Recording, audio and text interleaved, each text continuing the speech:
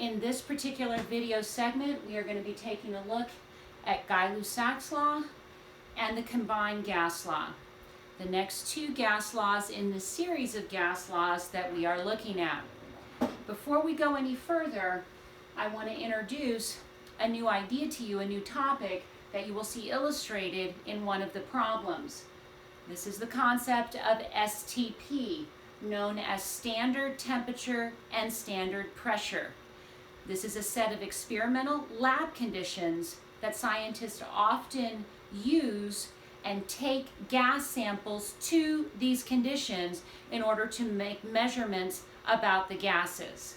So standard temperature and pressure correspond to a specific temperature and pressure set of conditions, and you need to memorize what those conditions are. That information would not be provided on a quiz or an exam. Standard temperature is 0 degrees Celsius. Of course, we know that gas laws require Kelvin temperature, so that is 273 Kelvin.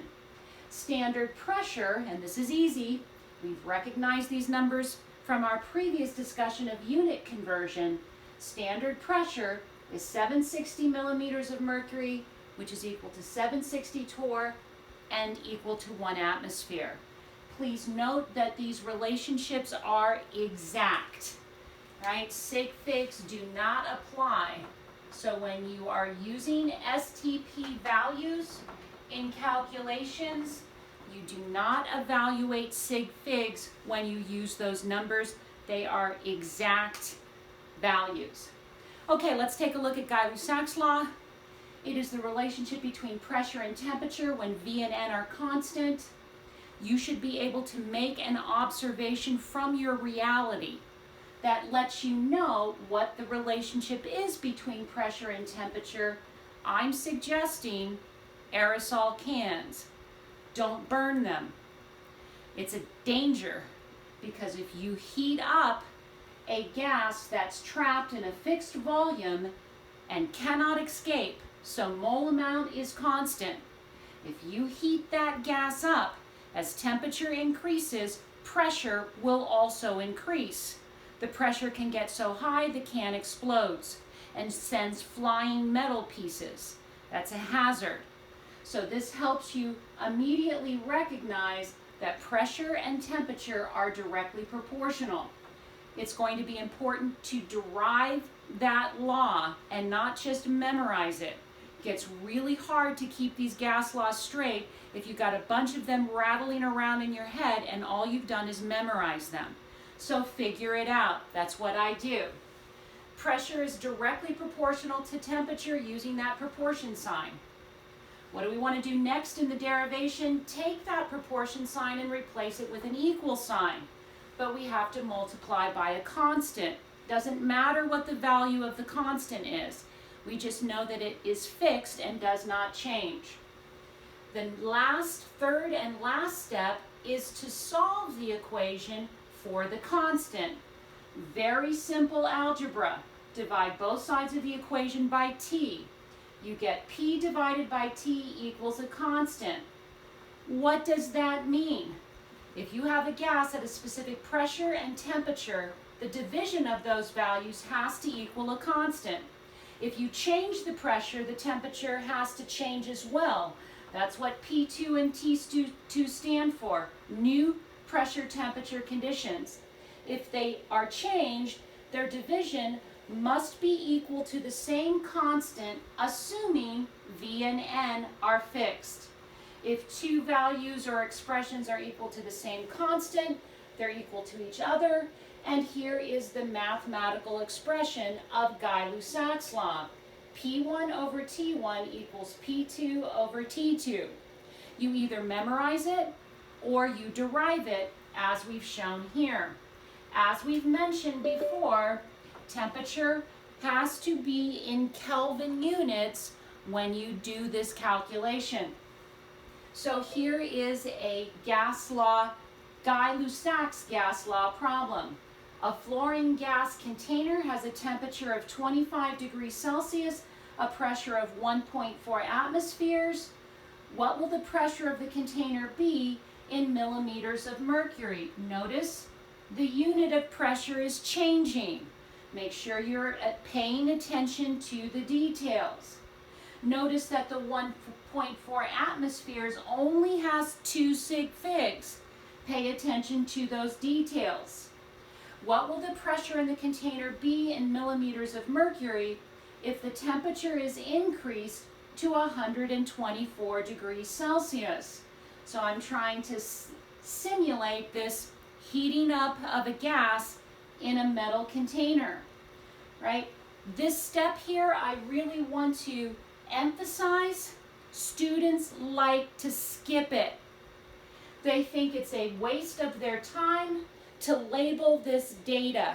I really stress to you how important it is that you not skip this step, that you label the data from the problem. Otherwise, it's very easy to plug a wrong number into a wrong spot in the setup.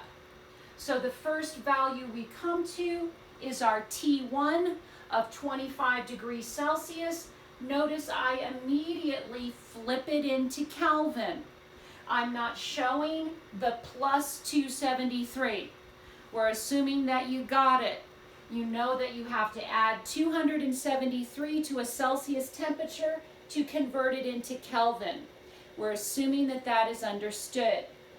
The pressure, our initial pressure, is 1.4 atmospheres. So I'm labeling T1 and P1. What will the pressure in the container be in millimeters of mercury? So I'm noting that I'm solving for P2 and I'm writing the unit down that I need my answer to be expressed in so I don't make a careless unit error. And our new temperature is a higher temperature of 124 degrees Celsius. Immediately putting that value into Kelvin, immediately. That is one of the nice things about labeling this data. It helps set you on the right path to get the correct answer. If this were a problem where you're showing the setup for me, then you would need to start by stating Lussacs Law. You're telling me I understand the chemistry of this problem. It's a Lussacs Law problem. P1 over T1 equals P2 over T2. The next thing that you would need to do is demonstrate some algebra skills. And I understand that for some beginning chemistry students, that might take a little bit of practice to make sure that you review, refresh, and reinforce those skills, right? So we're going to do a quick cross multiply and then division to solve for P2. And if you do that correctly, you should have P2 equals P1 T1 divided by, I don't think I said that right. Let me hit reset. P2 equals P1 T2 divided by T1. Once you have this equation solved for the variable you need to find, it's just a matter of what I call plug and chug. You plug in the data and solve for the value. So coming down here, it's so nice to have these numbers all lined up. Our P1 is 1.4 atmospheres. Our T2 is 397 Kelvin. Our T1 is 298 Kelvin. We're just plugging it in, evaluating our units. The Kelvin units are canceling, and we are left with a pressure in atmospheres. Solving for our new pressure, I'm getting 1.87 atmospheres, and I double checked that and got that same value twice. So I hope that you are also doing this calculation and double checking yourself. But we're not done. We had to get a pressure unit in millimeters of mercury.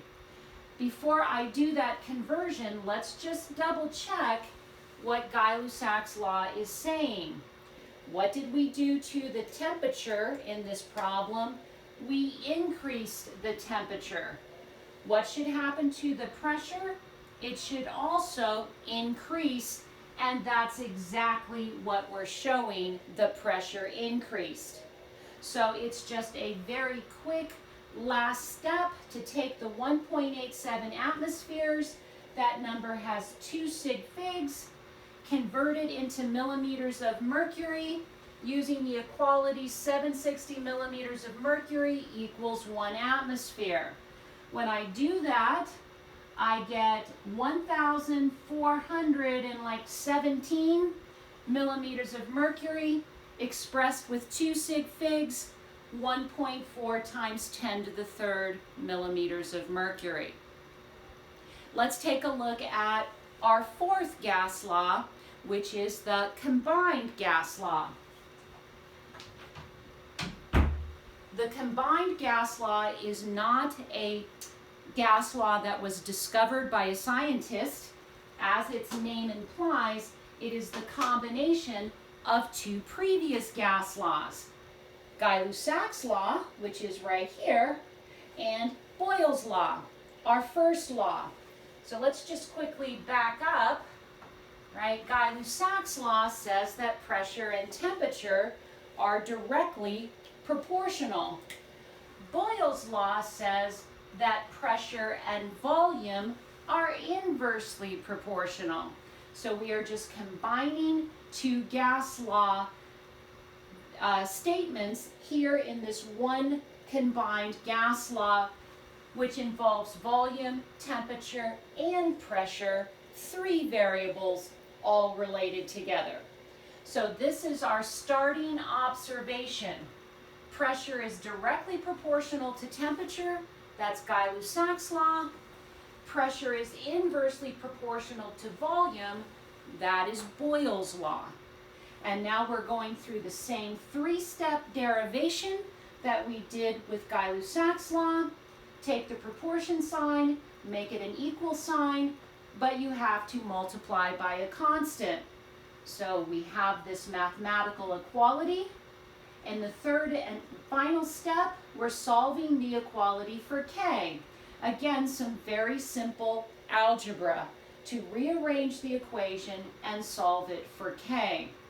What does this third statement mean?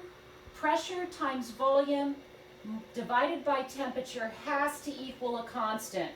If you change the pressure, volume, and temperature, all 3, they all have to change in such a way that they maintain equality with the same constant. If 2 things are equal to the same constant, they're equal to each other.